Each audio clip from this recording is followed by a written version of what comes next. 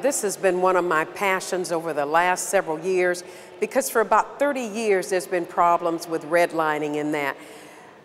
But what really got me into it is when we divided the population, and I said to my colleagues, when we make a difference in one segment of the population and the other, that I was going to stand and talk about this issue until it was resolved.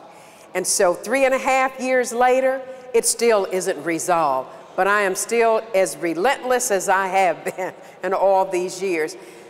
You just cannot deal with all of the people, all of the state differently. They all pay taxes. I believe we're all God's children and we all ought to be treated alike. And so that's why I stand and fight this issue every day. Affordable insurance, it's simple, but we make it so complicated because we charge people according to their zip codes, where they live. No matter where in the state, it's all about your zip code, not about you, the individual. And I believe that's the fairest way. No matter where you live, you should be charged the kind of car you drive, your driving record, and the distance that you drive. Not where you live, not about what kind of credit you have.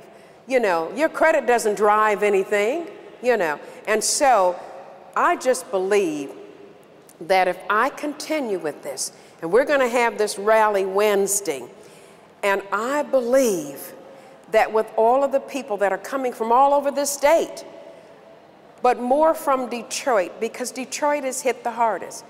Well, around this country, the median is $870 per year. But in Detroit, the median is $5,162. And if you live in Kalamazoo, there was a study, you would pay $1,000 for your insurance. Now, mind you, we're in the same state. And then if you move, the same individual, move to Detroit, you pay $5,000.